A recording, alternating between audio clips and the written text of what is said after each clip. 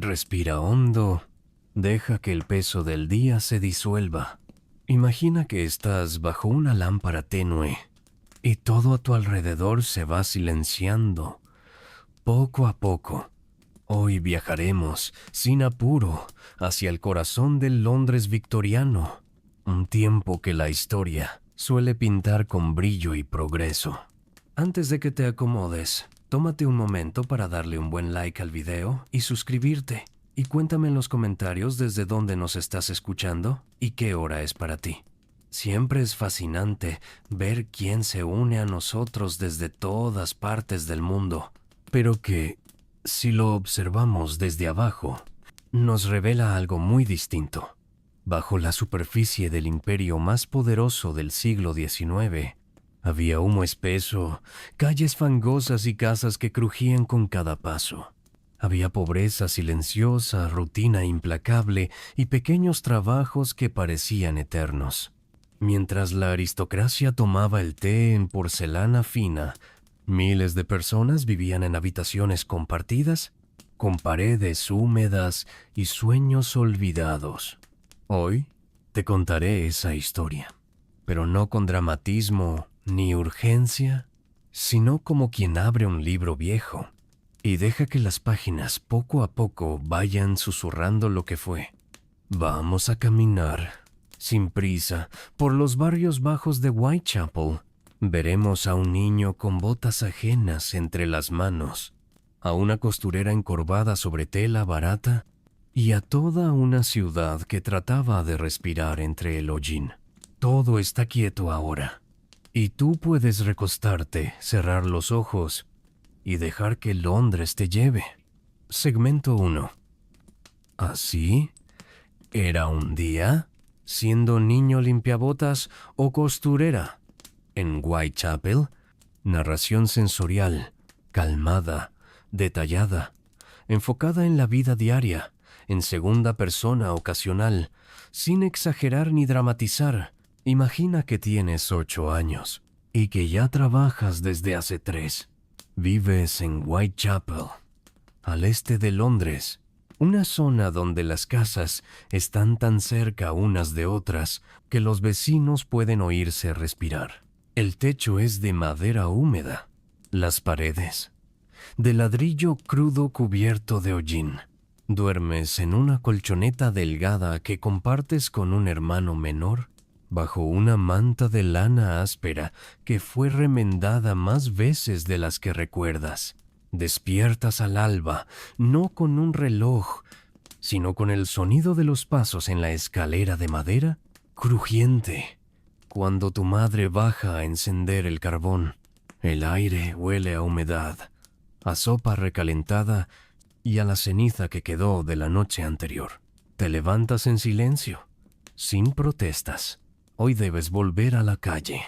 Eres limpiabotas, uno de los muchos niños que vagan por los barrios del centro con una caja de madera colgada del cuello y un trapo enrollado en el cinturón. Tu ropa no es nueva, ni siquiera tuya. Los pantalones te quedan grandes, las botas te aprietan y llevas una gorra de lana que fue de tu primo mayor. ¿Caminarás hacia la zona comercial, esperando encontrar un cliente bien vestido? Quizás un caballero de bigote ancho y abrigo largo que necesite brillar sus zapatos antes de entrar al club o la oficina. La competencia es dura. Hay docenas como tú y algunos adultos que no dudan en empujarte si se cruza una oportunidad. Si tienes suerte, conseguirás unas cuantas monedas de cobre, suficientes para llevar pan a casa o una sopa caliente si el día fue bueno. Pero si el clima no ayuda, si llueve o nieva, volverás con las manos vacías y los pies mojados. No hay escuela, no hay juguetes, solo hay días que se parecen mucho unos a otros. Ahora, imagina que no eres un niño, sino una joven costurera de 15 años. Vives también en Whitechapel, pero en una habitación alquilada con otras 3 mujeres. El único mueble propio que tienes es una caja de madera donde guardas tus hilos. Tu jornada comienza con luz tenue y termina mucho después de que la última vela se apague.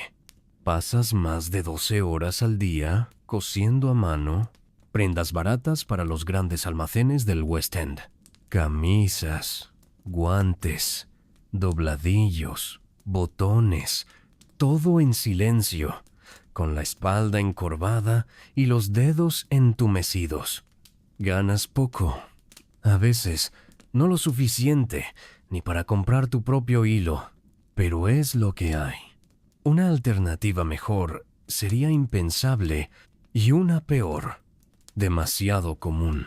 Algunas noches, mientras coses con los ojos cerrándose, piensas en las mujeres de clase alta que llevarán esa blusa y te preguntas si alguna vez sabrán quién la hizo. La comida es modesta, un té aguado, un trozo de pan duro, algo de manteca si queda. Y sin embargo, hay momentos breves en los que te detienes y miras por la ventana pequeña y ves el cielo gris de Londres y los techos que humean. Y en medio de esa rutina inquebrantable, hay algo que se parece, aunque sea un poco, a la esperanza. La vida en Whitechapel no era rápida ni emocionante. Era lenta, repetitiva y marcada por la necesidad. Pero en esa lentitud también había humanidad y un tipo de resistencia que no hacía ruido, pero que sostenía a toda una ciudad. Joseph Merrick, el hombre elefante, entre la compasión y la crueldad victoriana. Ahora, dejemos, por un momento, las calles ruidosas de Whitechapel y entremos en una habitación silenciosa, donde alguien más vive una existencia completamente distinta, aunque igualmente marcada por el juicio de los demás. Su nombre era Joseph Merrick, pero el mundo lo conocería como el hombre elefante. No fue un criminal, ni un rey, ni un inventor. Fue simplemente un hombre cuya apariencia rompía con todo lo que la sociedad victoriana esperaba de un ser humano. Joseph nació en 1862 en Leicester, Inglaterra. Era un niño normal durante los primeros años, pero poco a poco su cuerpo comenzó a cambiar. Su piel se volvió rugosa en algunas partes. Su cráneo empezó a crecer de manera asimétrica. Su brazo derecho se deformó y una pierna comenzó a torcerse, volviéndose difícil de usar. Los médicos de la época no entendían lo que ocurría. Hoy, algunos creen que tenía una combinación de neurofibromatosis y síndrome de Proteus, pero en aquel entonces solo era un monstruo ante los ojos de la gente. Su madre murió cuando él era aún joven. Su padre lo rechazó y Joseph se encontró muy pronto completamente solo. No podía trabajar en empleos normales y la única manera que encontró para sobrevivir fue exhibirse en espectáculos ambulantes. Primero en ferias pequeñas, luego en Londres. El cartel decía: el hombre elefante, una maravilla de la naturaleza. La gente pagaba para mirarlo. Se acercaban a su jaula, observaban en silencio, algunos con compasión, otros con miedo, y muchos con una morbosa fascinación. Pero Joseph no era una atracción. Era un hombre educado, sensible, con una voz suave y una dignidad que sobrevivió incluso a la humillación. Un día, todo cambió. Un médico del Hospital de Londres, el doctor Frederick Treves, lo conoció en uno de esos espectáculos y decidió ayudarlo. Lo llevó al hospital, no como paciente, sino como invitado permanente. Allí, Joseph encontró algo que nunca había tenido: una habitación propia, ropa limpia y un entorno donde, por primera vez, nadie lo miraba con horror. Incluso recibió visitas de personas de la alta sociedad, incluida una princesa que le estrechó la mano con delicadeza. En sus últimos años, Joseph comenzó a escribir poemas breves, cartas, reflexiones. Dormía recostado, como todos los demás, aunque su deformidad le impedía hacerlo con seguridad. Y fue así como lo encontraron una mañana, muerto en su cama, probablemente por asfixia, al intentar dormir como una persona normal. Tenía solo 27 años. Joseph Merrick no fue una anomalía. Fue una víctima de una sociedad que medía el valor humano por la apariencia externa y, al mismo tiempo, un símbolo silencioso de resistencia, dignidad y humanidad profunda. En una época donde el cuerpo era espectáculo, él mantuvo su alma intacta, y mientras la ciudad seguía su curso, con fábricas humeando y teatros llenos, una vida distinta, callada, desaparecía en una habitación de hospital. ¿Quién fue Jack el Destripador? ¿Teorías y obsesiones victorianas? A veces, los barrios bajos de Londres no solo escondían pobreza, sino también miedo.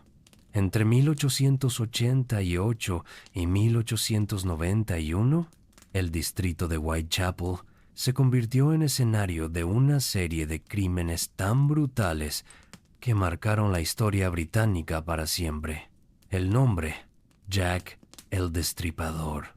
Pero este no es un relato de sangre. No estamos aquí para revivir el horror, sino para entender el misterio que aún sigue sin resolverse y el mundo social que lo hizo posible. En un tiempo donde la policía aún usaba silbatos, donde no existía la huella dactilar ni el perfil genético, las autoridades victorianas se enfrentaron a algo que jamás habían visto. 5 mujeres, todas empobrecidas, algunas sin techo, fueron asesinadas en circunstancias violentas en las callejuelas oscuras de Whitechapel. Nadie lo vio, nadie lo detuvo, y hasta hoy nadie sabe quién fue. La prensa creó el nombre, Jack the Ripper. Los periódicos publicaban ilustraciones, cartas falsas, rumores, y el caso se volvió una obsesión colectiva. Pero mientras los ricos leían sobre los crímenes durante el desayuno, los vecinos de Whitechapel vivían con el terror real de caminar por la noche, de salir tarde del trabajo, de no volver. Muchos sospechosos fueron nombrados: doctores, carniceros, artistas, nobles, inmigrantes, incluso el nieto de la reina. La sociedad buscaba desesperadamente un rostro para calmar un miedo que no comprendía. Pero más allá del asesino en sí, Jack el Destripador fue un espejo, un símbolo de Londres dividido. Los ricos, obsesionados con el morbo. Los pobres, olvidados hasta que sangraban. Y mientras la policía patrullaba sin pistas y los periódicos vendían más ejemplares que nunca, el misterio crecía. Hoy, más de 130 años después, aún se publican libros, documentales, teorías, pero quizá lo más importante no sea quién fue Jack, sino por qué nadie protegía a sus víctimas. Mujeres invisibles, atrapadas en un sistema que solo las nombró cuando era demasiado tarde. Y así, en el corazón del mayor imperio del siglo XIX, hubo un rincón oscuro que la historia no logró iluminar del todo. Y ahora, el Londres victoriano va apagando sus luces. Las farolas de gas chispean en las esquinas. Los carruajes disminuyen su paso. Y la ciudad, por un momento, parece dormida. Hoy has caminado por callejones y salones. Has sentido el peso de un trapo húmedo sobre los dedos y también el roce de una cucharilla de plata. Has conocido a Joseph Merrick, escuchado el eco de un asesino nunca atrapado y observado desde el umbral el té perfumado de una dama. Londres, como toda gran ciudad, era un espejo roto. Cada fragmento reflejaba una vida distinta.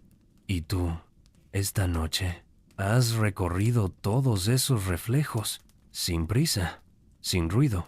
Cierra los ojos ahora. Escucha el último crujido de una escalera de madera, el murmullo de un reloj antiguo, y deja que el pasado te arrope como una manta tejida con recuerdos. Mañana será otro siglo, pero esta noche puedes dormir en 1888. Buenas noches y hasta la próxima historia. Si el relato te gustó, deja tu buen like y suscríbete para que formes parte de esta comunidad nocturna y culta. Gracias por escucharme. Hasta la próxima historia.